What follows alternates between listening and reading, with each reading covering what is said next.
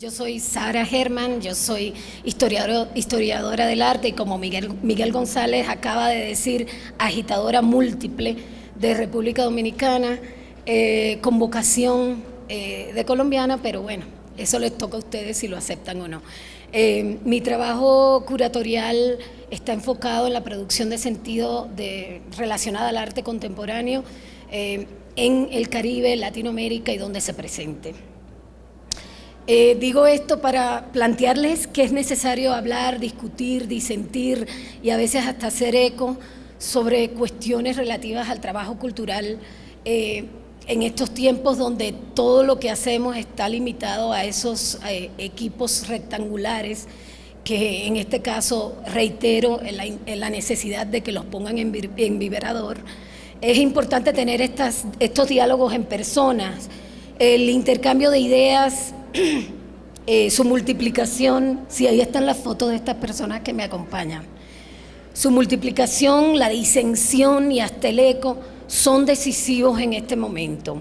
De la misma manera que sembrar, reusar, intercambiar y reducir son esenciales, elementos esenciales para nuestra existencia, lo debe ser también el diálogo. Creo que estoy en el momento y en el lugar preciso para decir eso. Las dos ideas que nombran el foro son la trama, la parcela. Estas dos ideas se encuentran en consonancia con las nociones de utopía, de formas de trabajo, de comunidad, de estrategias de supervivencia, que están tan a tono con esta producción de sentido a la que nos referimos. A la trama, que es fundamentalmente los paneles, las parcelas son las entrevistas públicas. La trama son estos lugares donde se producen transformaciones, donde también se establecen cruces, intercambios, donde se discuten cuestiones que quizás no se habían discutido antes y entre interlocutores que quizás no habían tenido esta oportunidad anteriormente. Vamos a hablar sobre el trabajo cultural, la gestión, la escritura de arte, las traducciones. Hoy en Acopios Públicas me acompañan un grupo de personas maravillosas que accedieron a entablar este diálogo frente a todos ustedes y gracias al trabajo impecable del equipo de Arbo que todo el tiempo ha estado empujando para que esto suceda. Me acompañan Carla Acevedo Yates del Eli y Edith Broad Museum, ella le decide llamar MSU, del Michigan State University. Me acompañan también Ángela María Pérez, subgerente cultural para las colecciones de arte del Banco de la República de Bogotá. Fiorella Resenterra, directora del Museo de Arte y Diseño Contemporáneo de San José, Costa Rica, y Juan Andrés Gaitán, director del Museo Tamayo de la Ciudad de México. En el mismo orden que los ven acá, vamos a dialogar. Hoy vamos a hablar sobre acopios públicos, tengo esa muletilla, y trataremos de manejar las colecciones públicas desde la perspectiva de quien trabaja con ellas. A veces el trabajo del curador con colecciones públicas es bastante críptico y bastante oscuro para los que nos miran desde afuera. El peso de una adquisición de arte tanto en museos académicos o museos públicos, museos híbridos, tiene un peso muy particular porque es un bien común, tienen que agenciar un bien común, un bien colectivo. Y en ese momento el curador tiene una posición muy vital. Vamos a hablar hoy también de cómo lo público interfiere en las decisiones que se toman y vamos a hablar de cuán público también es lo privado.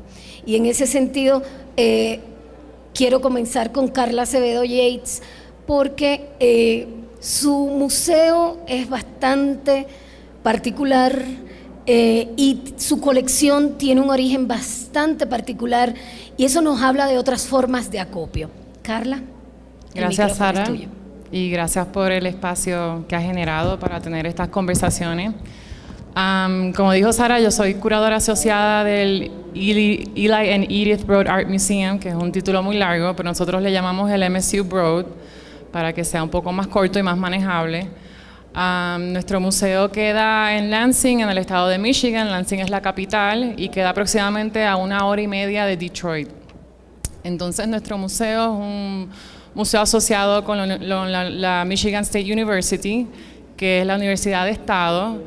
Es una universidad que tiene más de 40,000 estudiantes, tiene más de 10,000 profesores en facultad. Entonces, pues nuestro público principal son los estudiantes y la colección siempre se pensó como una herramienta para la pedagogía, no solamente para los profesores, sino para también el estudiantado. Nuestro museo como tal fue diseñado por la firma de arquitectos de Zaha Hadid y inauguró en el 2012, entonces es relativamente joven como museo, tiene solamente 6 años, pero tiene una colección que fue heredada de un museo anterior que se llamaba el Museo de Arte Kresge. Y el Museo de Arte Kresge fue el museo universitario previo a nuestra institución. Eli Broad es un filántropo muy conocido que es de Detroit y se graduó de la universidad. Y en el 2007 dio una donación muy grande de $20 millones para el edificio. Entonces, pues el edificio carga su nombre, el nombre de su esposa, a la cual conoció en la universidad. Para nosotros, nuestra colección comenzó realmente relativamente tarde para un museo universitario, para un museo de los Estados Unidos. Muchos museos de la región comenzaron a coleccionar a principios del siglo XX. Nosotros comenzamos en los años 40. Y realmente no era un museo, era un centro de arte. El centro de arte estuvo muy ligado y asociado con el Departamento de Historia y de Arte. Entonces, pues, los profesores trabajaban con las adquisiciones, con las donaciones de exalumnos. En los años 40 entraron 3 retablos mexicanos a la colección. Entonces, ahí realmente pues, se pensó de cómo realmente crear un museo, porque en ese momento pues, no era un museo. Y se inauguró como tal el centro en 1959.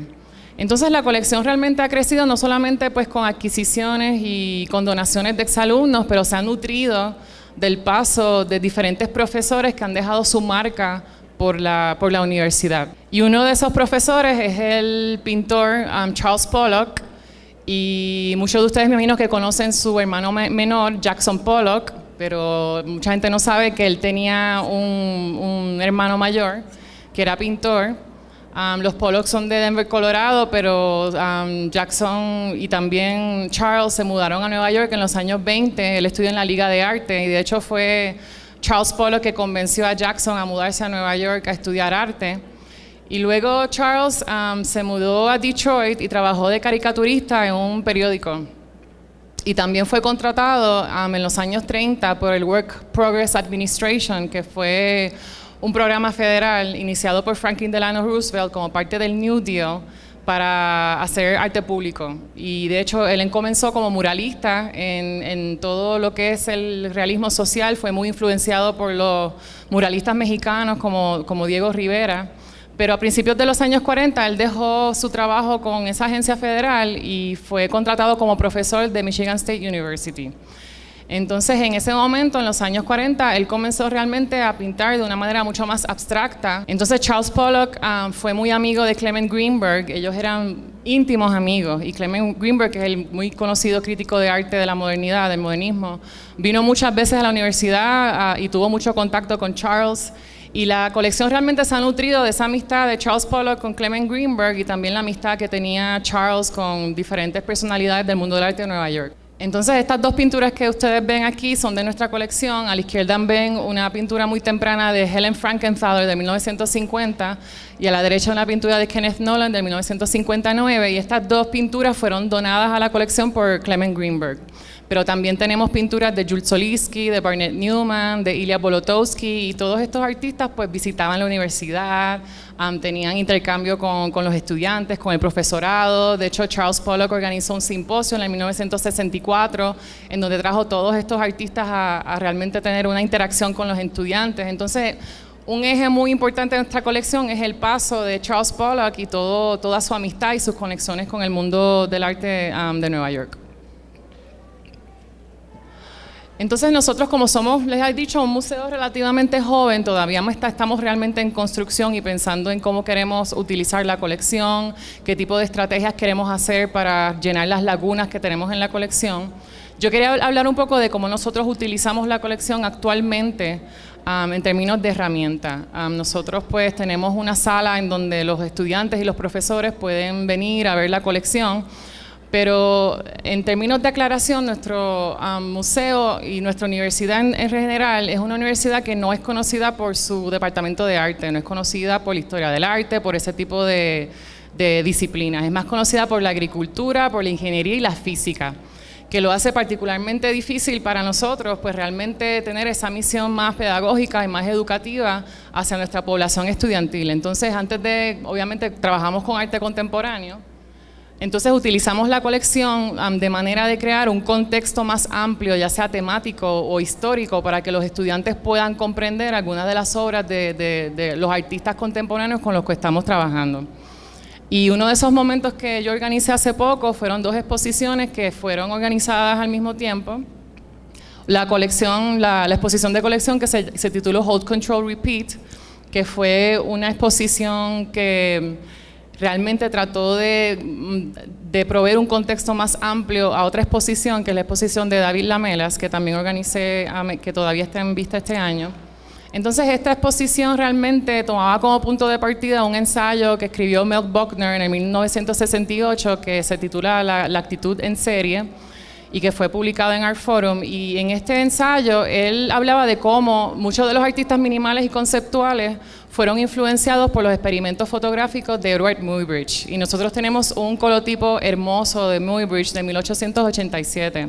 Entonces, a partir de esa obra, pues, mostramos obras de Joe Baer, de Carl Andre, de Sol LeWitt, de Mel Buckner, de Robert Morris, y tratando de hablar un poco de cómo estos experimentos fotográficos de serialidad y de repetición, pues, influenciaron a todos estos artistas. Y en parte esa exhibición y ese espacio realmente está en el subsuelo del museo, y en el primer piso está la exposición de David Lamelas, que muchos de ustedes conocen, es un pionero del arte conceptual y parte de la vanguardia argentina de los años 60. Y aquí pueden ver pues una vista de la sala de una de las obras más monumentales de la exposición, que se titula Falling Wall, y que tiene más de 30 pies de alto, y luego podré hablar un poco de eso, pero es una exposición que realmente dialoga con la arquitectura del espacio. También tenemos nuestra arquitectura, obviamente es muy particular, no tenemos ángulos rectos, solamente las puertas, y hay muchos elementos organizados y pensados por Zaha Hadid que están integrados hacia la arquitectura, y uno de estos es este niche, ¿verdad?, que es un espacio que realmente lo tratamos como un espacio expositivo y queda cerca del café en donde vienen los estudiantes a estudiar, y realmente es un espacio social. Y lo utilizamos también para contextualizar otros proyectos. Aquí pues yo saqué unas figuras mayas de la colección, y entonces este proyecto se utilizó para contextualizar un proyecto de la artista mexicana-americana Claudia Peña Salinas, que también tiene muchas referencias de las culturas ancestrales y la mitología maya y azteca. Entonces, como último, nosotros hemos inaugurado un espacio que queda al cruzar la calle del museo, que se llama el Art Lab, que realmente es un laboratorio. Y este espacio es dedicado hacia la colección, y es un espacio que en el futuro queremos que sea completamente manejado y corrido por los estudiantes. Entonces, pensando un poco en esa misión pedagógica de la institución, trabajamos muy cercanamente con los estudiantes para producir exhibiciones en ese espacio. Y la exhibición que ven aquí es una exhibición que titulamos Mining the Collection, que es una referencia a Fred Wilson y su gran proyecto curatorial. Y aquí trabajamos con los estudiantes de la Asociación de Historia del Arte y de Museografía para poder organizar esta exposición. Y fue un proyecto muy bonito en donde pues, se les ofreció diferentes tipos de contacto con el equipo curatorial para no solamente montar la exposición, seleccionar las piezas, pero también escribir las fichas técnicas y también dar las visitas guiadas. Y en el futuro estamos esperando que ese espacio que es dedicado a la colección sea una herramienta para los estudiantes hacia el futuro, para que los estudiantes que les interesen los estudios museográficos o curatoriales, para que puedan afianzar todas sus destrezas. Una de las cosas sumamente interesantes de la experiencia en el MSU ¿Ves cómo lo estoy diciendo? En el MSU Broad es precisamente esa negociación, ese diálogo que se tiene que tener con el ámbito académico. ¿A cuánto asciende la colección de ustedes? ¿A cuántas piezas? Sí, son 8.500 objetos. Y yo siempre digo que es una colección con aspiraciones enciclopédicas, pero no lo es enciclopédica. Pero tiene bastantes lagunas, obviamente, pero sí son 8.500 objetos, bastante pequeños. Sí, y en ese mismo tenor del diálogo, de hacer que conversen no solamente el plano de lo académico con el plano curatorial y museal, tuvimos el placer ayer de ver la exposición Habitación Compartida. Ángela María Pérez, subgerente cultural para las colecciones de arte del Banco de la República, de acá de Bogotá, quisiera que nos iluminaras un poco acerca de este compartir habitaciones, pero en este caso de este diálogo que se puede establecer en términos temporales entre las obras, en la colección de ustedes, que también es muy particular, y cómo manejan, cómo balancean ese acto de conectar tiempos, conectar espacios. Pues pensaba terminar justamente con habitación compartida, entonces te voy a echar el cuento que te iba a echar. Y llegamos allá. Lo primero es entender la colección de arte del Banco de la República, que es una colección que empieza en 1957, también muy joven, también mucho más pequeña que la tuya, pero de todas maneras grande para Colombia. Y que lo más importante que uno debe tener en cuenta es que esto no empezó como una colección, no empezó como un museo. Nadie tenía la tarea de hacer el Museo de Arte Moderno o el Museo de Arte Contemporáneo. No tenía ninguna línea, empezó simplemente como una exposición de lo que y de ese momento parten varias líneas que yo creo que son muy importantes para entender esta colección. Más bien como lo que yo veo es una acumulación de pasiones de diferentes personas que han pasado por ahí y cómo se ha ido formando, cómo ha ido cogiendo línea, cómo ha ido cogiendo dirección por un montón de cosas, algunas por el azar, otras por la práctica, otras por la investigación, otras por personas visionarias también que han pasado por ahí. Entonces esta acumulación de pasiones tiene un momento fundacional, 1957, en que hay una reunión de banqueros centrales, deciden hacer una exposición y con una cosa particular deciden hacerla sobre el arte moderno de ese momento en Colombia. Entonces ahí viene una cosa interesante, entran entonces estas primeras obras que forman la colección. Esta es una obra de Cecilia Porras, entra el primer botero, que después va a ser muy importante, pero un botero, digamos, previo a lo que conocemos como botero, y ahí vienen varias cosas interesantes. Uno, como esta intención fundacional de retratar lo que está pasando en Colombia. Sí, esa es una primera línea de la colección que se mantiene durante mucho tiempo. Lucy Tejada también es de esa exposición, muchos otros, y ahí entran las primeras colecciones. La colección siempre ha tenido ese afán de ser testigo de lo que sucede en Colombia. Esa es una de las líneas que se ha ido fortaleciendo con el tiempo, cada vez es más fuerte porque ha tenido también momentos en que se va por otros lados. Hay un segundo momento interesante que sucede en los años 70 y que marca una cosa que es un poco perversa, pero también muy, muy clave para esta institución, y es si el banco no lo hace, entonces ¿quién? Los colombianos que hayan aquí sabrán a qué me estoy refiriendo. Aparece en los años 70 una gran colección de viajeros, Ramón Torres Méndez, de acuarelas de los viajes que habían hecho en el 19 por Colombia, y se va a perder y es patrimonio del país, y cómo hacemos, y que el Banco de la República los compre. Entonces el Banco de la República compró esa colección, con lo que se abre otra de las líneas fuertes de la colección, que es toda lo que es esta historia de los viajeros. Tenemos una enorme colección, bueno, enorme no, una importante colección de esta cosa liminal entre geografía, ¿sí?, de la comisión de las viajes de Torres Méndez, de Price, de Roland. Tenemos varias de esas cosas, y viene este otro. Ahorita estoy saltando en el tiempo para decirles cómo esa línea de si no lo hace el banco, entonces ¿quién? en un país con débiles instituciones, con falta de presupuestos, con irregularidades en las instituciones públicas. Aparece hace unos años una colección de Noé León, que ya tenía el banco algunas, pero aparecen en Canadá en una finca, están vueltas nada, ¿qué hacemos? ¿Qué hacemos? ¿Quién las compra? ¿Quién las compra? Bueno, que las compre el banco, y empiezan a aparecer unos fortalezas de la colección, como una muy buena colección que tenemos de Noé León, un pintor interesante, digamos, de naif o primitivista, o como uno lo quiera llamar, fundamental para el país, del que hicimos una exposición no hace mucho. Viene también, entonces, si pensamos en líneas, es Colombia, es unas cosas que van sucediendo un poco al azar, pero que van marcando líneas, como esta línea histórica, como esta línea de recuperación patrimonial que puede haber en otros países, y viene una cuarta constante que es muy importante, que son las donaciones.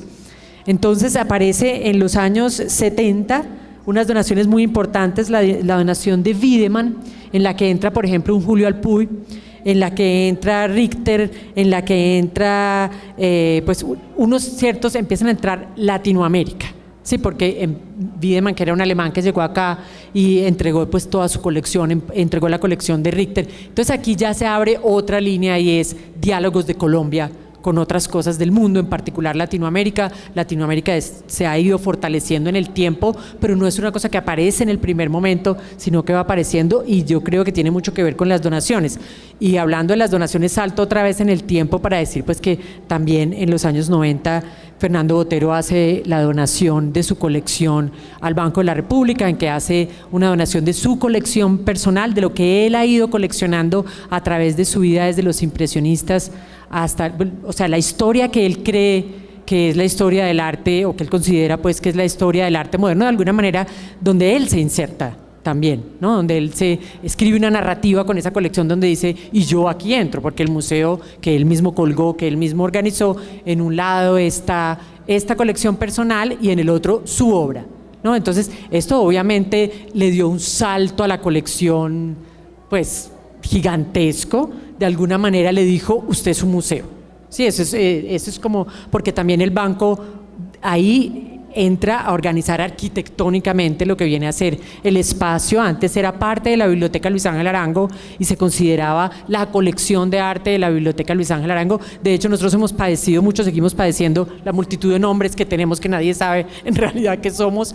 Era la Biblioteca Luis Ángel Arango, luego Museo Botero, ahorita le acabamos de cambiar de nombre, en fin. Parte de esa herencia de no haber empezado diciendo somos el Museo de Arte Moderno o somos el Museo de Arte Contemporáneo. Entonces dice la colección de arte del Banco de la República, pero esto es un montón de particularidades. Ahí pues entraron referentes internacionales importantísimos para Colombia, como pues Bacon, etcétera. También está la colección de Caballero, de Luis Caballero, que después de su muerte la familia entregó una gran colección de Caballero, y también empezamos a tener unas fortalezas en esa colección, cosas que nos permiten hacer exposiciones de un solo artista para poderle prestar a otra institución, cosas de ese tipo.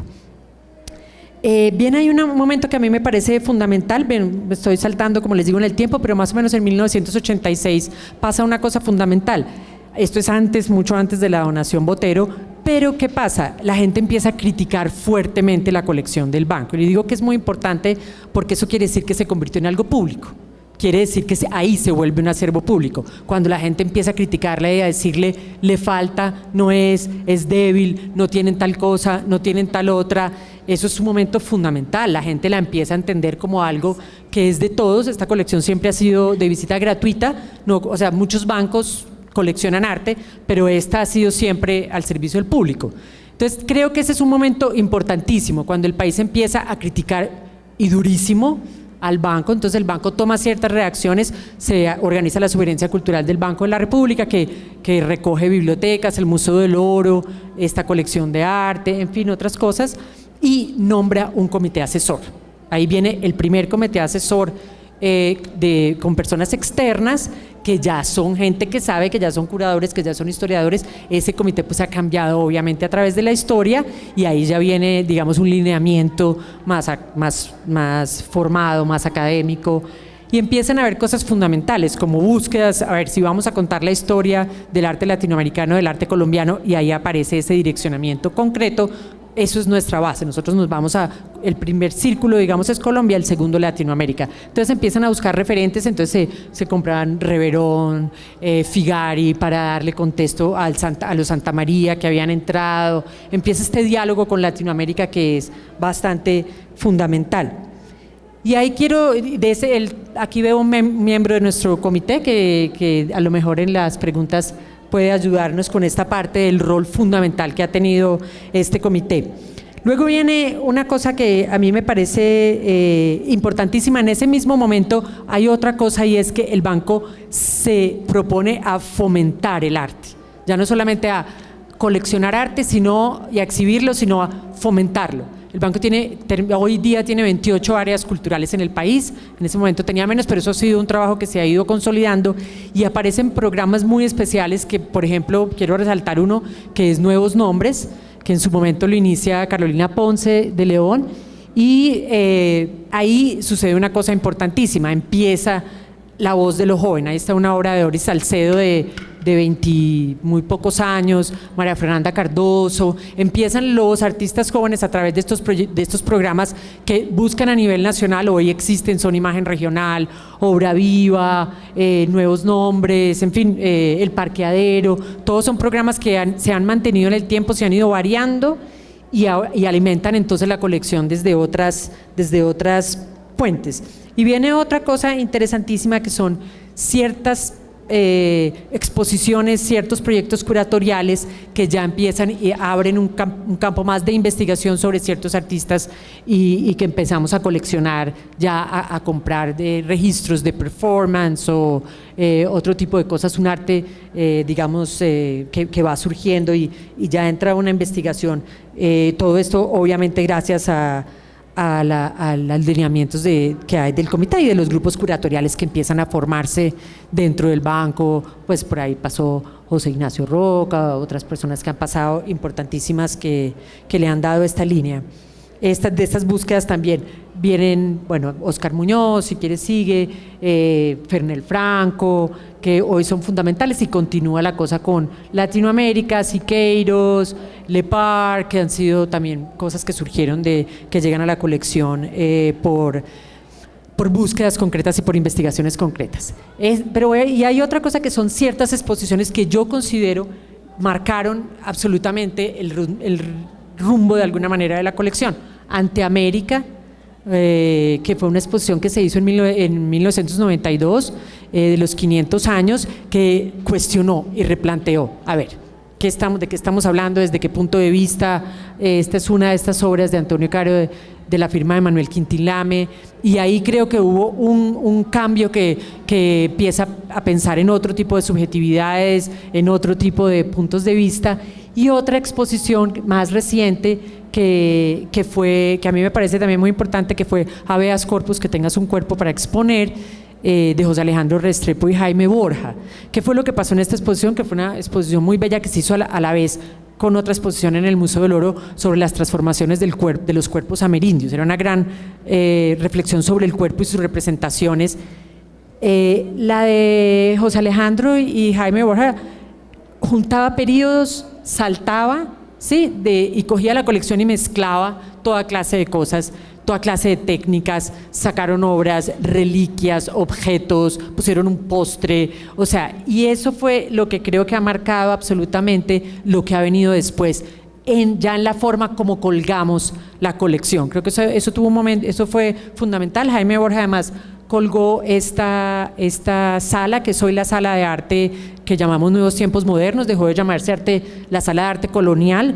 Y por ejemplo ahí tenemos la colección de monjas muertas, que vino por una de esas líneas que yo llamo, si el banco no lo va a hacer, ¿quién lo va a hacer? ¿Cierto? Que es una colección muy importante. Y un Marina Abramovic, que cuando la compramos obviamente no pensamos que iba a ir a dar a esta sala, la compramos pensando que iba a la sala de arte contemporáneo, pero termina dialogando, y ahí viene esta historia de los diálogos interesantísimos que ha tenido, que tiene hoy la colección. Hay otro momento que yo llamo los caprichos, y ahí hay gente que se le ha metido un capricho en la cabeza y lo ha comprado, un Bruegel. A ver, ¿qué hacemos con un Bruegel? Alguien fue y compró un Bruegel. Es muy importante porque está en la exposición justamente que está nombrando Sara. Es un hermosísimo Bruegel que, según quien lo compró, que es Miguel Urrutia, ayer me decía que había sido Santiago Cárdenas, no estoy muy segura, pero en todo caso fue el capricho de alguno de los dos. ¿Qué pasa? Ellos ven que aquí hay una inserción de América en el paraíso, ¿sí? En el discurso del paraíso y de la naturaleza hay unos papagayos coloridos, hay casi que y ellos lo vieron en alguna subasta y se enamoraron y vamos, y podían y lo compraron, y esos caprichos que se pueden criticar como cosas erráticas de una colección, cuando entran todas las prácticas curatoriales más contemporáneas, resultan jugando roles muy interesantes y entrando en diálogo con nuevos públicos, con nuevas generaciones, con nuevos curadores, con resultados que yo creo son muy, muy interesantes. También está ahí estas tallas, que es unas tallas que se compran en Córdoba, de unos campesinos. Alguien se encontró que había unos campesinos que habían hecho unas tallas absolutamente divinas. Por favor, cómprenlas, son divinas. Y es otro capricho que ha llegado, que estuvo en Habeas Corpus, se compró por Habeas, es un capricho de José Alejandro Restrepo, y yo creo que le da unos toques muy interesantes a la colección. Los últimos 2 puntos es que no es una colección solamente de arte, es una colección que dialoga con la colección de una biblioteca. Entonces ahí tenemos, por ejemplo, libretas de artistas, mapas, que cada vez la práctica curatorial las involucra en los montajes de una manera más radical y una manera, acabamos de tener una exposición de libretas que fue muy bonita porque se juntaron los viajeros, las libretas de los artistas, en fin. Y por último, quiero hablarles de los más grandes retos que tenemos en este momento. Tenemos 28 áreas culturales y es muy difícil hacer que una colección esté en todo el país, represente el país, las necesidades, lo que es Chocó, lo que es la costa, lo que necesitan las diferentes… Sí, entonces estamos en este momento justamente con ese tipo de retos, una exposición que se acaba de hacer desde Cartagena, otra exposición que estamos haciendo ahora de imagen regional destacados, que ya es tratar de que no pase necesariamente por Bogotá, sino que puede surgir allá y cómo se relaciona con nuestra colección. Y por último quiero invitarlos a que vean la exposición Habitación Compartida, porque en vez de todo lo que yo he dicho, lo van a ver ahí. Esto es justamente lo que creo que ha llegado a ser. Esto es una colección curada por nuestros curadores, no, muchas cosas las hacemos con curadores externos y traemos también exposiciones curadas por fuera, tenemos muchas cosas que se me quedan por fuera, pero esto creo que es en lo que estamos en este momento. El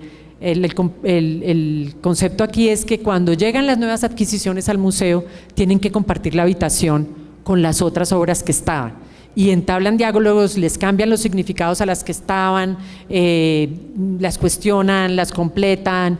Entonces esa es la exposición que tenemos en este momento, que inauguramos justo para esta coyuntura y que creo que resume mejor lo que he tratado de decir. Ángela María, tú sabes que es muy importante que tú hayas mencionado algo que de muchas maneras suma mi presencia como directora de este foro, y es Anteamérica. Yo creo que la historia del arte, nuestra historiografía del arte, se escribe antes y después de Anteamérica. Anteamérica marcó un hito no solamente en las formas de hacer, sino en la posición para hacerlas. Ya no era responder al otro, sino plantearse cuestiones desde el sitio. Creo que hay exposiciones, y eso es importante decirlo, que profesionalmente me han marcado mucho. Esa es una que tuve, por favor no saquen cuentas, pero sí vine a la inauguración, sí. Y Fantasmagorías me pareció una exposición indispensable, y creo que esta habitación compartida se suma a este linaje expositivo que lamentablemente me perdí esa premonición de monjas muertas y Abramovic en el mismo sitio, lo cual hubiera… Está todavía, sí, la puedes ver. Pero para mí… Parte de la colección permanente. Eso yo creo que es algo que todo el mundo tiene que ir a ver para entender muchas cosas. Pero lo importante también de todo lo que ustedes han dicho es que le quita el halo ese de oscuridad y de misterio a las adquisiciones, pero también a lo curatorial dentro de una institución pública. Ustedes se sorprenderán, pero abren la página del Museo de Arte y Diseño Contemporáneo de Costa Rica y van a encontrar en qué han gastado su último centavo. A mí eso me parece el colmo de la transparencia, cómo lo público puede ser tan público. Y le preguntaba en estos días a Fiorella, cómo condiciona esa necesidad de transparentar la labor del museo y cómo todo está amplificado por esa apropiación de los públicos sobre lo que hacemos. Bueno, buenas tardes, gracias Sara. Para aclarar, no es solo que el museo tiene TOC con la transparencia, sino que el gobierno de Costa Rica le exige a todas las instituciones públicas tener esto, entonces, pero bueno, queda muy bien internacionalmente que el museo sea así de transparente, entonces gracias por anotarlo. Cuando Sara me invitó, yo le dije, bueno, ¿qué quieres que hable? Si quieres una cosa histórica de la colección, me dice, no, casos de estudio. Pero me pareció importante hacer una primera pequeñísima introducción de qué es la colección para aquellos que no conocen el Museo de Arte y Diseño Contemporáneo.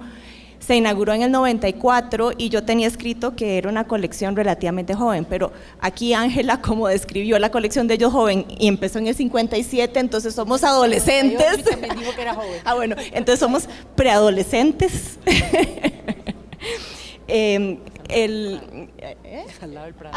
Pues sí, bueno, entonces pañales, pero está bien. Hice la presentación hasta el 19 para redondear un poco las fechas y decir que bueno, son 25 años de gestión. El museo es totalmente estatal, dependemos del Ministerio de Cultura y Juventud del Gobierno de Costa Rica y todos los fondos, el 100% de los fondos operativos vienen del gobierno central. Sin embargo, es una institución que es de máxima desconcentración. Esto es, tenemos una ley muy particular que nos permite ser muy flexibles a la hora de operar y en el caso de la colección, y eso es una gran ventaja. Es una colección de casi 800 obras, que es relativamente pequeña, pero tiene dos grandes particularidades. Una es que el museo desde sus inicios tiene ámbito de acción regional, esto significa trabajamos en todo Centroamérica y el Caribe, habla hispana, y la segunda es que es la única institución totalmente pública en la región que ha estado operando sin cerrar continuamente en 25 años, que en nuestros países eso es una cosa como apoteósica. La siguiente, porfa. Yo creo que la colección, agradezco también la invitación de Sara porque me ayudó a pensar cosas que estando en el día a día dentro del museo nunca las ves de una manera muy crítica, entonces yo creo que la colección se puede dividir, se puede realmente diseccionar en 3 etapas que son muy importantes. Es una primera que son los 4 años iniciales, que es la etapa de formación, es donde entra un volumen grande de obras, son creo que como 80 obras en un solo lote, pero la mayoría son obras internacionales y lo que se buscó fue que fueran artistas que ya tuvieran una trayectoria consolidada. Yo supongo que para que el museo se pudiera de alguna manera instalar como un foco adentro de Centroamérica, y muchas de las obras, viéndolas ahora en retrospectiva, tienen más un carácter más moderno que contemporáneo y que ahora es muy importante, como lo decía Ángela, que son unas referencias que el museo usa para establecer estos diálogos. La segunda etapa, que son casi 10 años, que es la etapa de crecimiento, es una etapa donde la colección se volvió muy voluminosa, pero es muy importante porque es cuando el museo se abre a artistas jóvenes, sobre todo artistas muy emergentes, a través de 2 proyectos específicos: artistas emergentes y artista inquieta imagen, que tenía que ver con nuevos medios, que en este momento ya esos medios no son nuevos, pero ya eso varió. Siguen siendo inquietos, exactamente. Entonces, la colección crece no solo en número, sino en representatividad de los diferentes países. Y yo creo que para muestra es que aquí hay 5 artistas centroamericanos de 4 países distintos y todos ellos han expuesto colectivamente o individualmente o con proyectos alternos al museo. Entonces yo creo que el museo sí se preocupa por estar mapeando la región constantemente, y a lo largo de eso somos como una especie de termómetro de cuáles son las prácticas contemporáneas en Centroamérica. Y la última etapa, que son los últimos 10 años, que es una etapa de consolidación, pero que tiene más que todo que ver con el análisis y el estudio de la colección, que es lo que nos hemos dedicado a hacer. de alguna manera tener como métricas de cómo es que esta colección ha ido creciendo, cuáles son los artistas que están más representados, mejorar los sistemas de registro, catálogo, o sea, un tipo de normatización de este tipo de procesos, pero sobre todo comenzamos a hacer un tipo de acupuntura de los ingresos, que era ya lo que se podría hacer, o sea, quiénes son los que no están representados, quiénes son los que han estado más representados, qué países tienen más volumen, cuáles no, eso ya lo tenemos, y sobre todo ya después de 15 años era el momento perfecto para seguirle la línea a algunas carreras de algunos artistas, o sea, quienes el museo apostó muy jóvenes y ya eran artistas que ya han ido despegando, entonces ¿cuál es la responsabilidad del museo de seguir coleccionando ese mismo artista y tener al menos unos cuantos artistas transversales en la exposición y que no sea una colección muy atomizada? Y bueno, se me olvidó comentar que el museo cuenta con una Junta Nacional de Curadores, que Sara lo debe haber visto cuando nos estoqueó la página, exacto, que son 7 curadores que ya están por ley, están los curadores del Museo de Arte Costarricense, del Museo del Banco Central, gente de universidades y curadores independientes. Nos reunimos cada 2-3 meses y esta junta es la que va decidiendo no solo cuáles son los ingresos a la colección, sino cuáles son los protocolos, y tenemos como una mesa de diálogo cuando se coleccionan cosas que son complicadas para una colección, video, obras que son efímeras y ese tipo de soluciones éticas que hay que irles dando. Entonces yo creo que esto nos permite que el proceso, aunque sea un poco más engorroso porque es un poco más largo, los procesos van muchísimo más argumentados. Y finalmente, ahora establecimos un sistema de dictámenes curatoriales que acompañan a cada obra cuando entran, entonces los registros están muchísimo más completos. Sara preguntó cómo se adquiría obra, y bueno, el museo es muy sencillo, hay solo 3 formas: donación, que fue el método principal que se usó al principio, todavía lo estamos usando, pero somos mucho más estrictos, o sea, no todo lo que los artistas quieren donar o los coleccionistas o los familiares al museo le interesa, ¿verdad? Ahí volvemos al tema que a mí me parece fundamental, que es la acupuntura, y que ser un museo no solo responsable, porque son fondos públicos que al final una mala incorporación afecta a todo el conjunto. Por último, hay un tema de premios. El museo nunca ha tenido concursos de adquisición de obra por medio de premios, pero sí en algún momento hubo una práctica que casi siempre los artistas ganadores se les solicitaba que esa obra se quedara. Eso ahora se ha vuelto un tema complicado porque como muchos de los jurados, no curadores, jurados de estos premios eran totalmente externos a la institución y no conocían la colección, entonces hay muchas de estas piezas que no necesariamente se articulan adentro de la colección. Y bueno, la compra, que es lo que hemos estado haciendo los últimos 8 años, no tenemos un presupuesto altísimo, pero preferimos comprar cosas que realmente el museo vaya considerando, vayan completando las lagunas que comentabas anteriormente. La siguiente, como Sara dijo que no era un histórico, yo pensé en traerles 3 casos que nos han pasado recientemente es en el último año, que creo que son ejemplos muy prácticos de lo que afecta o lo que pasa dentro de una colección, no hablar del museo. El primero, que tiene que ver con el sujeto, que yo le digo que es el papeleo. Todos odiamos el papeleo, ¿verdad? La burocracia, la tramitología y esto. Nos pasó este año que estábamos contactando a los artistas para que nos actualizaran algunos datos, llamamos a una artista y nos dice: esa pieza no es de la colección. El museo entra en pánico, evidentemente, salimos en carrera, buscamos los papeles, está en el libro de actas que la artista había donado el tema, volvemos a hablar con el artista y nos dice: no, yo dejé una copia de registro para poder usar la documentación, pero no para la colección. Y efectivamente no encontramos ninguno de los documentos donde el artista hace el sede de la cosa. Entonces, bueno, ¿qué tocó hacer? Nos tocó desclasificar esa obra, sigue estando en el museo, ya no como parte de la colección, sino como parte de sus activos de registro y documentación. Y bueno, había otra obra, entonces no fue solo una obra, sino fueron 2. es una artista que ahora es muy reconocida, que trabaja con galerías. En el momento en que se dio la transacción, esto no pasó y bueno, la colección pierde 2 obras que eran importantes. Pero entonces aquí viene el caso de cuál es la importancia del papel. Si en ese momento ese papel hubiera estado firmado, no solo no hubiéramos pasado por el mal trago de pedir disculpas, que lo hicimos y además todo bien con la artista, ¿verdad? Lo importante fue que se aclaró, pero este objeto no pudo conservar su estatus adentro de la colección, porque no había una constancia de qué fue realmente, de cuál fue el diálogo entre el director o curador del museo y la artista, y en medio de esto pasaron 10 años, ¿verdad? Entonces yo creo que son temas que la institución no tendría que sufrir, ni la colección, ni sabemos cuáles son las voluntades en algún momento. Muchas de estas transacciones posiblemente fue una mesa de tragos, tal, y nadie se acuerda, y, etcétera.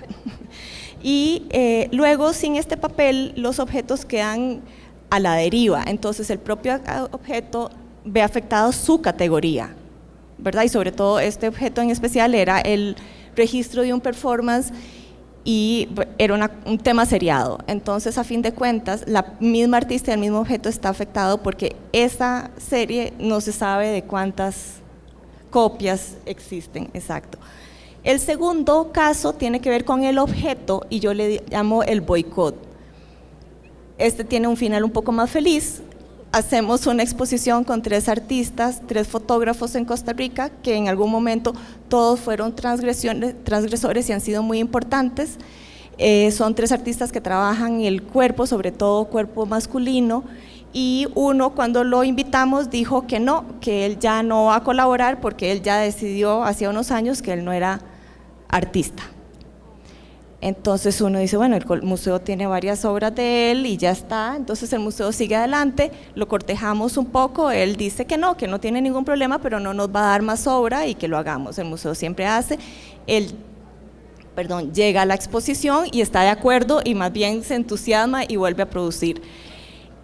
El tema es que cuando en medio de esta negociación, cuando le decimos que bueno, que vamos a presentar una obra, él tuvo un tema muy desagradable en Costa Rica porque le censuraron una exposición, de hecho del Museo Contemporáneo le habían bajado una obra, la censura, y cuando le decimos que vamos a poner ciertas obras, él nos dice que es que esas obras él ya no las quiere, que ya que no existan, y el museo le dice, pues, ¿cómo hacemos? Porque sí los tenemos, ¿verdad?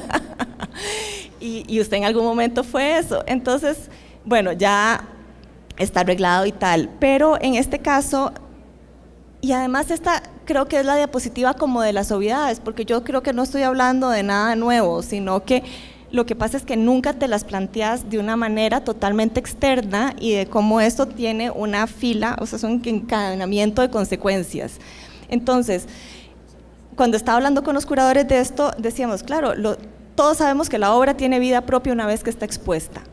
Una vez expuesta, el artista pierde el control sobre su obra. No estoy diciendo que pierde el control sobre su autoría, ni los derechos, ni esto, sino que todos los públicos van a tener una percepción totalmente distinta de esa obra, van a tener una relación totalmente de esa obra, y cuando entra al museo y el museo la adquiere y le ingresa a su colección permanente, esa relación es totalmente distinta.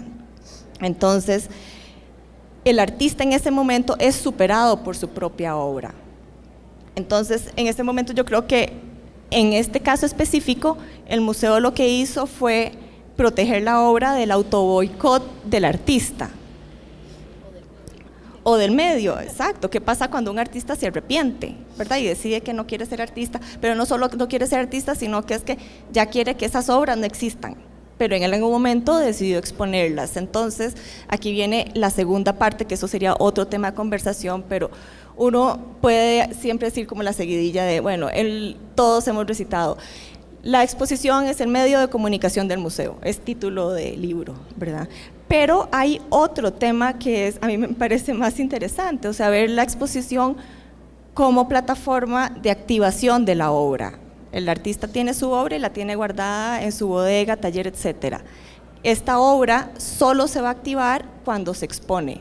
En el caso que nos atiende ahora, en un espacio público, esta activación se vuelve un dispositivo que activa el mecanismo de conciencia de la propia obra. O sea, entonces aquí es donde la colección sí hace una diferencia, porque de alguna manera es el guardián y el custodio de esta memoria. En el caso de este artista, él fue muy importante en un momento, y si el museo no hubiera conservado esto, el momento y el clave que él fue y toda la repercusión que él tuvo en la historia del arte costarricense se hubiera perdido.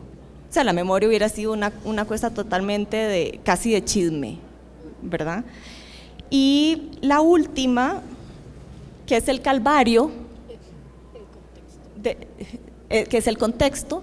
Vos tenés el purgatorio, nosotros tenemos el Calvario, que es todo el proceso que pasa en un museo para comprar una obra. Este ejemplo nos está pasando en este momento, tenemos una exposición de Raúl Quintanilla, el artista nicaragüense, la comenzamos a hacer hace 2 años, y justo cuando empezamos a hacer la producción estalla el conflicto en Nicaragua. Pésimo timing para una producción. Pero bueno, para el país también pésimo, para Nicaragua. Pero, claro, pero buenísimo, digamos, en el contexto del país. Entonces, era como operación kamikaze, ¿verdad? Seguimos adelante porque las obras estaban en Nicaragua, con la frontera cerrada y etcétera. Costa Rica ¿verdad? Tenemos una relación un poco compleja, vecinos y tal. Entonces nos planteamos, bueno, ¿seguimos adelante o no? Y yo, al final, la posición mía fue, es el mejor momento para hacer esto, y además es el momento que una institución pública se atreva a hacer una exposición en medio de este tema, ¿verdad? Y una institución que sea del Estado costarricense, con obras muy problemáticas, y las obras muy problemáticas había que hacerlas pasar la frontera del país.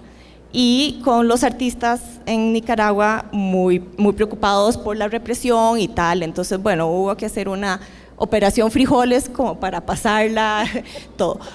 Pasó totalmente legal, hicimos bueno, y hay un detalle más complicado: partes de las obras tienen piezas arqueológicas protegidas. Entonces, le pedimos permiso al Instituto de Cultura o Secretaría de Cultura en Nicaragua, nos dieron el permiso.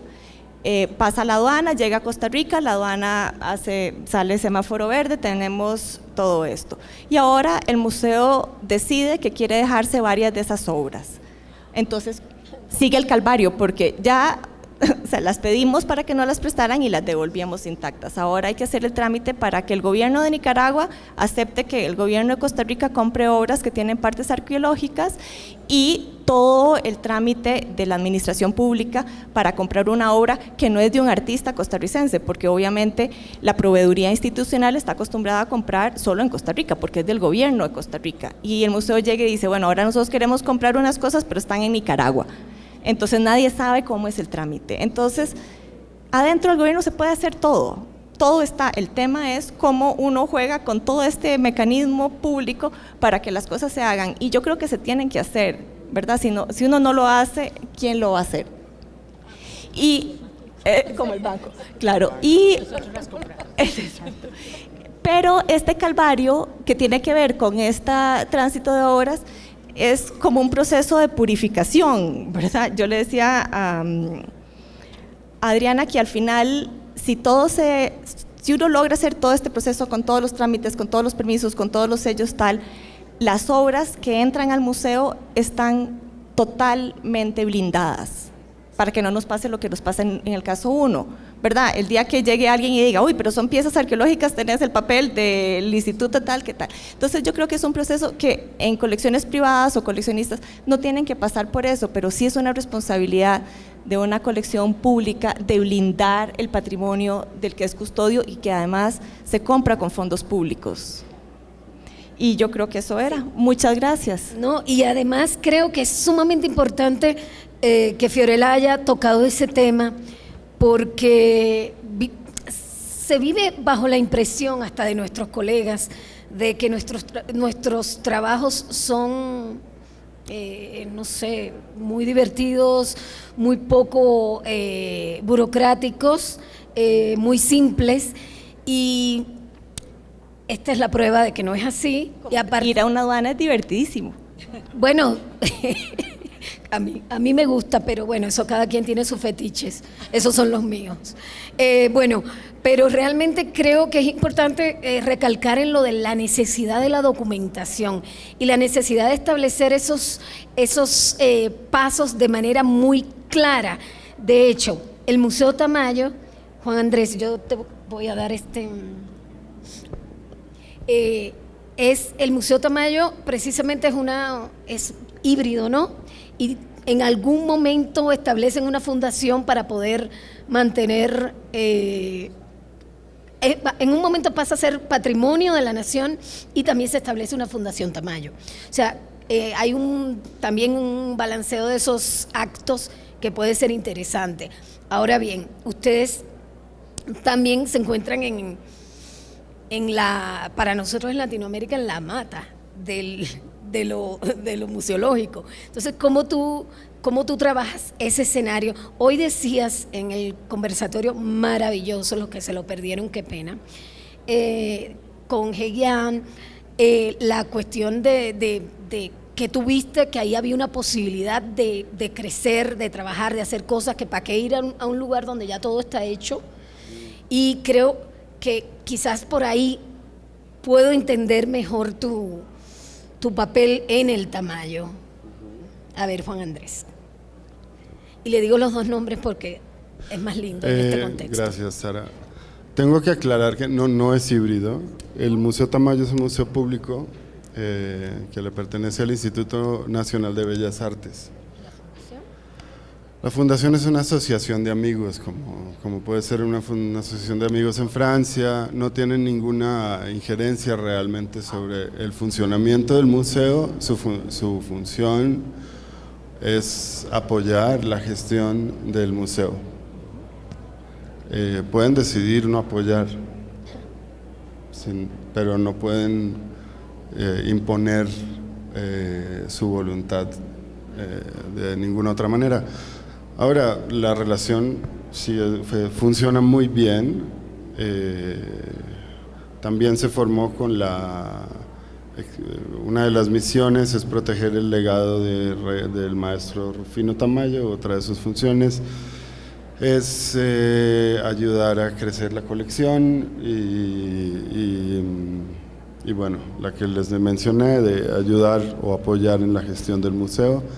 Como es un museo público, el movimiento de recursos es muy complejo, entonces muchas veces los recursos del sector privado se canalizan a través de la fundación, yo los consigo y los ejecuto a través de la fundación y eso agiliza muchísimas cosas, ¿no? Y hace posibles cosas que no son posibles con dineros públicos por temas legales, básicamente, ¿no? Como por ejemplo adquirir maquinaria.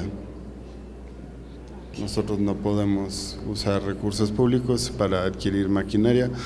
Paradójicamente podemos rentar maquinaria eternamente, que sale muchísimo más costoso, pero bueno, eso es otro tema.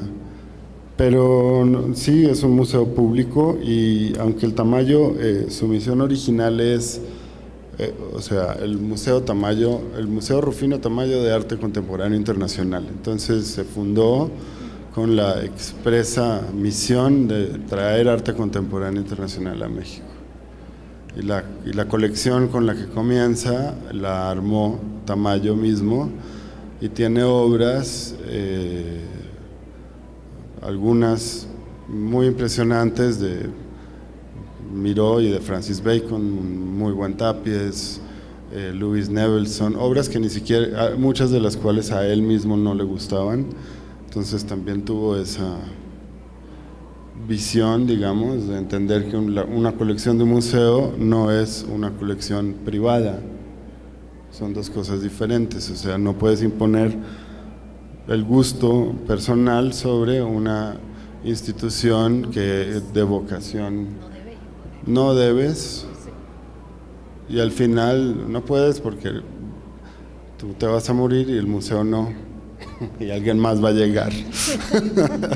O sea, fue varios ejemplos no, pero pues entonces esas piezas que le pertenecen al Tamayo realmente le pertenecen al Instituto Nacional de Bellas Artes. El acervo total son 35,000 obras y cada museo administra unas obras que están a su cargo y hay otras que están por fuera del sistema de los museos. Esto es el INBA. También está el INA, el Instituto Nacional de Antropología e Historia, que administra todo lo que es precolombino y es aún más grande su acervo, ¿no? Entonces, digamos, sí, México tiene un complejo cultural muy grande, el más grande del continente, y además unos acervos muy impresionantes y variados como cualquiera otro, ¿no? Entonces, pues agradeciendo que ya ustedes tres se ocuparon de la parte aburrida de nuestra función y no tengo que repetir los funcionamientos burocráticos por los que tenemos que pasar todos. Yo creo que es importante entender un aspecto de lo que significa ser un museo de arte contemporáneo internacional ahorita, que vivo de cerca en el Museo Tamayo porque la colección que en su imaginación era arte contemporáneo era pues gente de su generación un poquito anterior, como me mencioné, Bacon, Miró, Tapies, Ernst, nombres que hoy en día consideramos como modernismo, ¿no? Y ahí hay una narrativa única. Esa narrativa solo genera estrés institucional, o sea, genera una serie de presiones institucionales y económicas que son imposibles de solventar hoy en día para prácticamente cualquier museo del mundo. O sea, no tienes que ser Museo Tamayo para no tener los recursos para comprar un Francis Bacon. Estamos prácticamente todos los museos por fuera de esa posibilidad. Siempre hay que acudir a una donación privada o a un grupo de donantes y es un proceso muy largo para, digamos, entrar a funcionar en ese nivel del mercado del arte actual. Entonces, lo que hicimos fue congelar la donación de Tamayo como la colección original y dejarla como tal, como un objeto.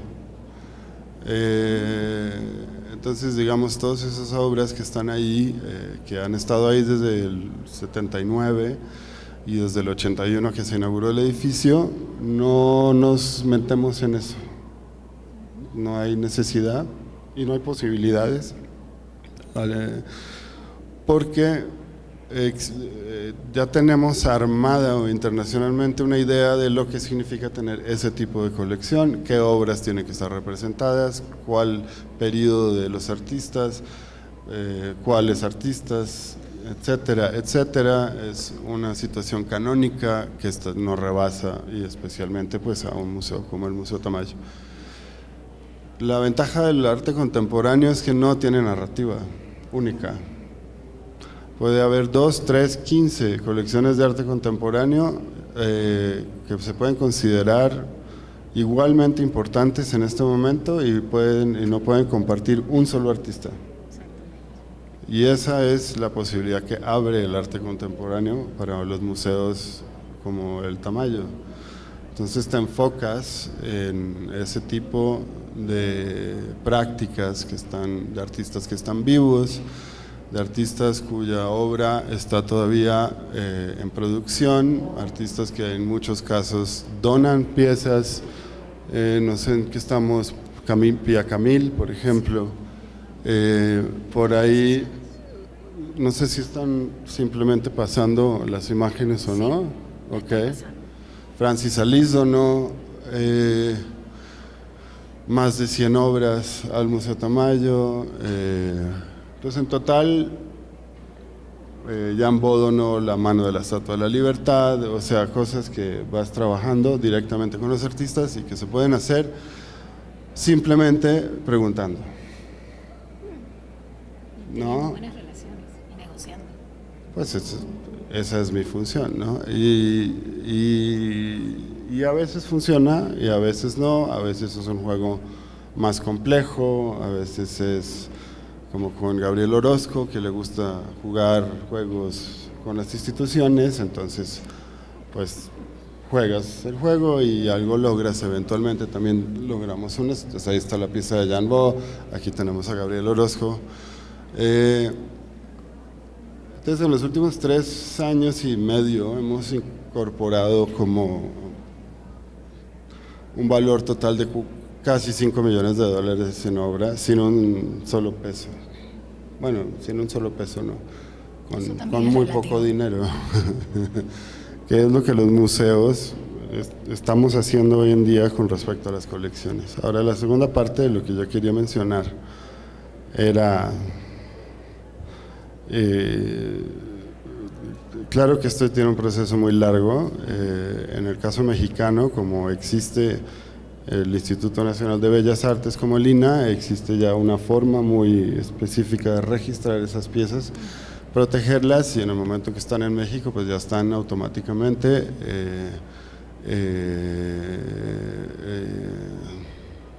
aseguradas a nivel nacional. Entonces, en la forma de manejar la colección con respecto al público, que es una pregunta que tú haces que a mí me parece importante, es qué pasa con el público cuando se encuentra con una colección en particular.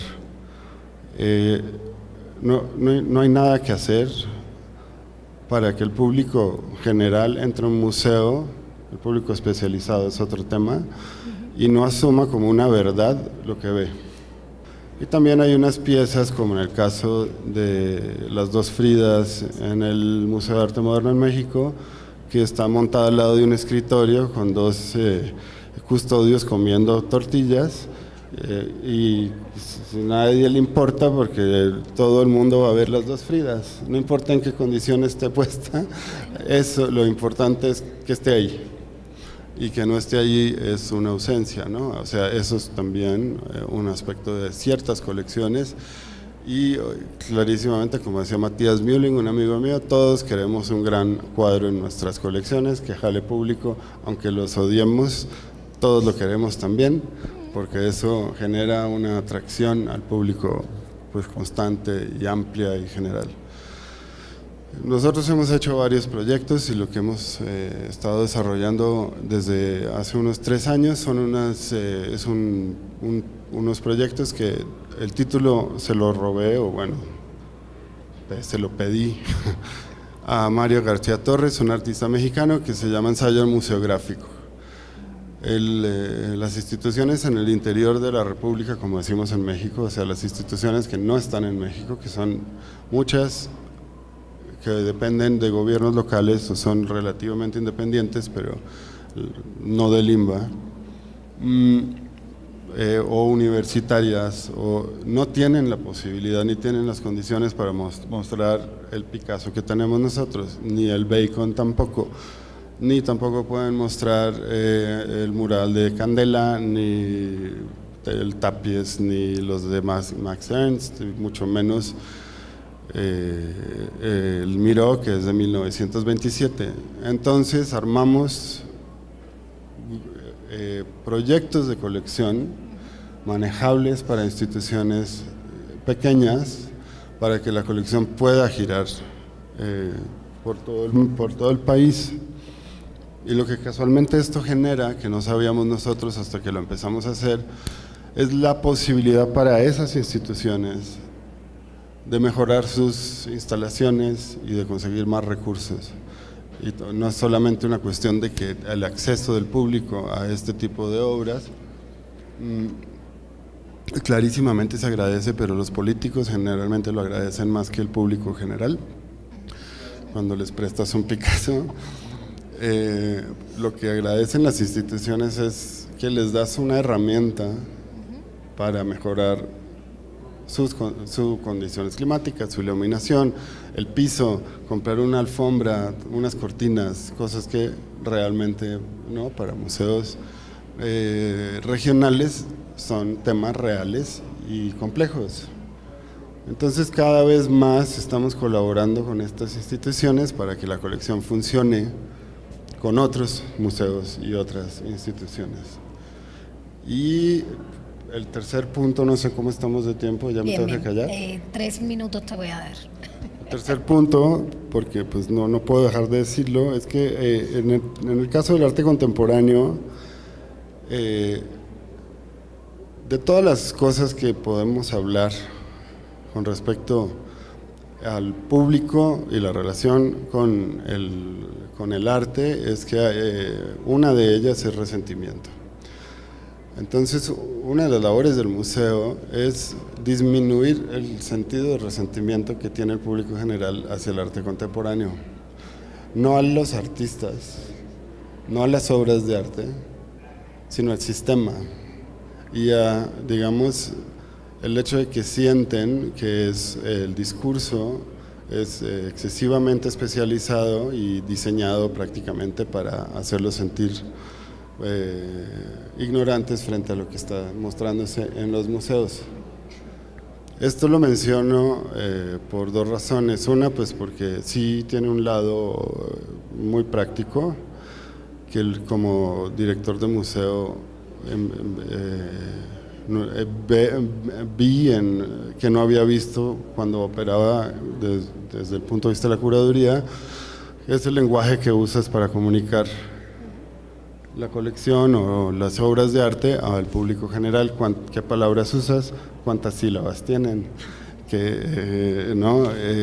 ¿Cómo puedes comunicar una idea compleja de una forma que cualquier persona pueda leerla y en cualquier nivel de conocimiento de arte contemporáneo saque algo productivo de esos textos que estás poniendo en los muros, en los catálogos? Entonces eso es algo que cuidamos mucho en el Museo Tamayo. El otro lado, que es del espectro político muchísimo más amplio, y lo voy a dejar así abierto porque pues desarrollarlo va a tomar muchísimo tiempo, es que también el arte contemporáneo, si consideramos bienales, ferias de arte, cualquier evento perenne, arte público, todos los fenómenos se están generando en torno a mostrar o llevar el arte contemporáneo al público, también funciona como una especie de brazo simbólico de la dispersión de la democracia, ¿no? Entonces, entre más te alejas tú de los centros, menos sentido tiene el arte contemporáneo y más opera como una especie de gesto simbólico que representa una idea liberal, democrática, parlamentaria, incluso en lugares donde el conflicto está en otra parte, ¿no? Entonces, yo creo que ese es el macro contexto del cual nos movemos, y que en una ciudad como México, la Ciudad de México, que tiene 22 millones de habitantes, lo vives de cerca también, ¿no? Porque la gente se desplaza y las oyes pasando por enfrente del Museo Tamayo, haciendo comentarios, pues, sin conocer de arte contemporáneo, pues negativos hacia el arte contemporáneo, y el Museo Tamayo queda de camino al Museo de Antropología, a donde muy probablemente se están dirigiendo a ver las colecciones antropológicas, precolombinas, cosas que se sienten también por una especie de entrenamiento o adoctrinamiento ideológico, son más cercanos a su forma de entenderse como sociedad y como comunidad que el arte contemporáneo, que lo sienten como un elemento cultural manipulado por un grupo social muy específico, privilegiado, etcétera, etcétera, ¿no? Pero tú sabes que hasta qué punto eso no es real. O sea, también podemos criticar algunas cosas. Y yo creo que, aquí yo tengo otro, ¿no? Es que creo que el tuyo no sé qué tanto está. Hello. Mira qué bien. Agárrame. Que hay me parece sumamente interesante esta discusión, esta parte de la discusión, sobre todo porque me di cuenta que yo le tengo más resentimiento a Piero de la Francesca que a Abraham Cruz Villegas. Y, o sea, yo realmente soy una resentida del Renacimiento, precisamente por mi incapacidad de comprender muchas cosas. Pero esta conversación que yo quisiera que se extendiera por siglos, no es posible. Juliana me mira con ojos inquisidores, pero deja en claro una serie de cuestiones que a mí me parecen fundamentales. Primero, la ¿dónde se junta lo académico y lo museal, la acumulación de pasiones, la cuestión? Realmente yo he sacado de aquí más hashtags que en los últimos 10 años de mi vida, pero al mismo tiempo la necesidad de representatividad que tienen muchos museos, y nos pone a pensar en eso que tú dices, en lo malogrado del concepto de la democracia, y hasta qué punto es necesario llenar las lagunas, y hasta qué punto es necesario que lo público se aboque a restituir un canon que ni siquiera nosotros creemos en él.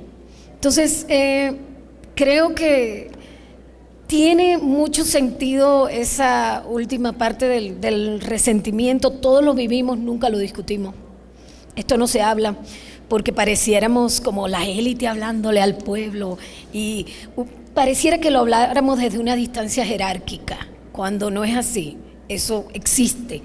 Yo creo que podemos plantearnos un conversatorio, quizás como dice Fiorella, sobre una mesa de tragos, acerca del resentimiento. Yo creo que eso es fundamental. Ahí estaba todo dirigido. Sí. Pero en serio hay cuestiones muy importantes acerca de documentación, de seguir pasos, de cómo se amplifican nuestras acciones en el dominio de lo público y cómo uno siente esas resistencias y esos residuos en los públicos, que no hay tal cosa como un público general, pero los públicos. Ángela María. Una cosa, obviamente, también he sido testigo de todo el resentimiento que hay frente a los museos en general, no solo al arte contemporáneo, a una cosa que está ya encerrada y que la mayoría de las veces hay que pagar y todas estas cosas. También dentro de mi institución, un banco que cada ratico me preguntan, pero ¿hasta cuándo van a comprar? Algún día paren, o sea, todos los resentimientos también de por qué se gastan la plata en eso, pero por qué no más bien hospitales, o sea, el resentimiento, primero que todo, no creo que es solamente del público, creo que es un resentimiento, una desconfianza general acerca del rol del arte en el mundo, pero también creo que los museos tenemos mucha responsabilidad en eso, y no hay que menospreciar el público, porque el público, cuando de verdad le preguntas, entra en diálogo contigo, y entra en diálogos profundos contigo, o sea, no es simplemente que el desconocimiento, tendemos a pensar, es que son tan ignorantes, hasta que no hagamos el puente no vamos a poder hablar, pero por ejemplo, cualquier persona afro de este país entra a un museo y dice, ¿y dónde estamos nosotros? ¿Dónde están representados? ¿Y dónde estamos? Sin que absolutamente nadie le explique nada, o sea, entonces yo sí creo que hay que respetar más al público y entrar en diálogos con ellos. Recientemente hicimos un experimento de invitar a una comunidad trans del barrio Santa Fe al museo y se hizo un ejercicio con ellos, ellas de 10 días y no sé qué, ellos terminaron tomándose fotos, haciendo sus propias cosas, escogiendo las obras, y escogieron cualquier periodo, cualquier momento, se relacionaron con cualquier obra donde había una identificación. Entonces yo creo que hay una gran responsabilidad de los museos de creernos que poseemos una cosa. Cuando uno le pregunta al público, los niños, por ejemplo, son fantásticos en eso, que te dicen, o sea, te lo dicen sin ningún bloqueo. Entonces creo que ahí es muy interesante, también me interesa mucho eso que dices de cuando se aleja la obra del museo, ¿qué pasa? O sea, es un gesto falsamente democrático. Hablaba de ese reto que tenemos, somos 28 áreas, y qué pasa cuando pues obviamente en Leticia no tienen el seguro ni la cámara de video para cuidar una de nuestras obras, pero hemos tenido cosas como que los indígenas siembran una huerta en relación con una obra. Sí, hay otras formas de circulación en las que podríamos también abundar para siempre. Creo que si el público tiene alguna pregunta, está lloviendo. Sí, veo incomodidad en los rostros. No, quédense aquí que no hay a dónde ir.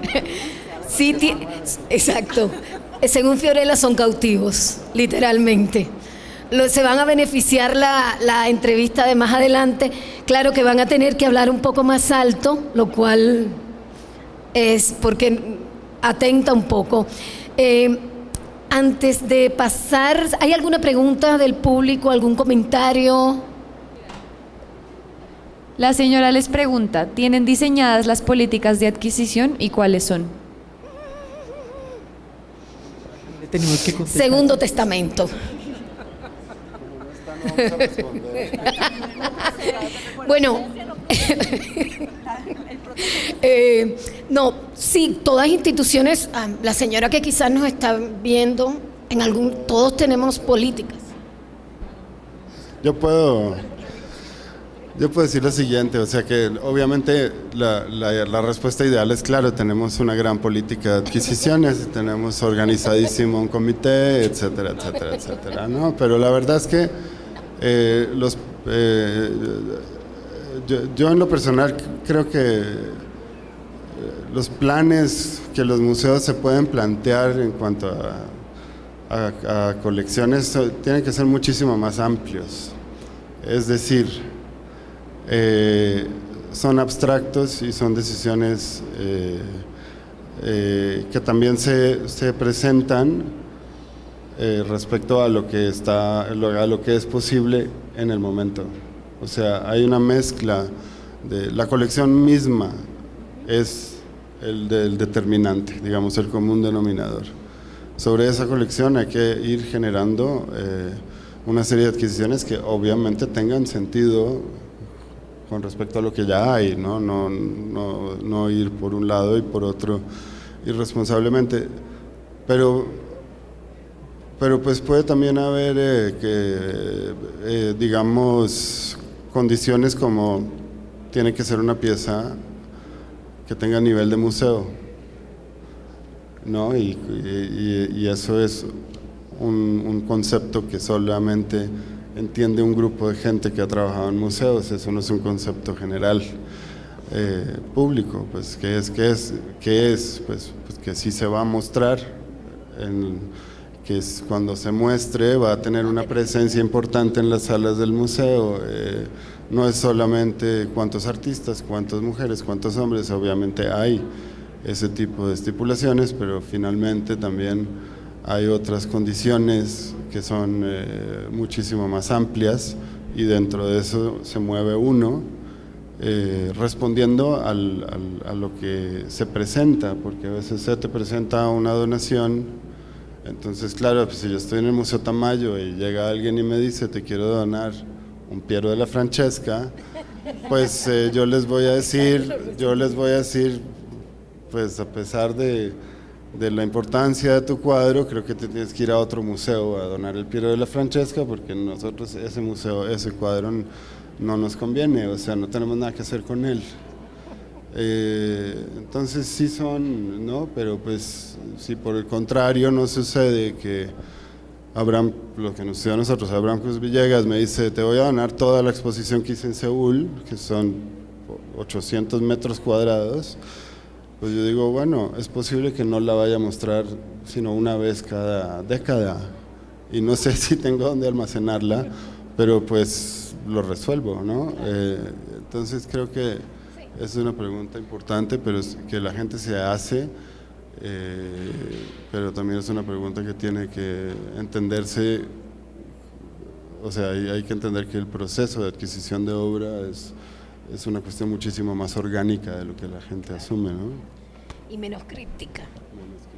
Sí, bueno, si ya no hay otra pregunta, nosotros nos quedamos con, bueno, por lo menos yo me quedé con muchas preguntas ya de carácter más bien político, no de políticas, sino de carácter político y de nuestro accionar en los contextos y hasta qué punto tenemos posibilidad de actuar con compromiso con la sociedad siendo museos públicos. O si eso es un compromiso o es un deber. Pero quisiéramos agradecer, Arbo quiere agradecer a Carla, a Ángela, a Fiorella y a Juan Andrés por permitirnos dialogar sobre esto, pensar tanto y tener tantas preguntas. A continuación vamos a tener una entrevista pública. Les pido a todos que se queden. Muchas gracias. Gracias, chicos.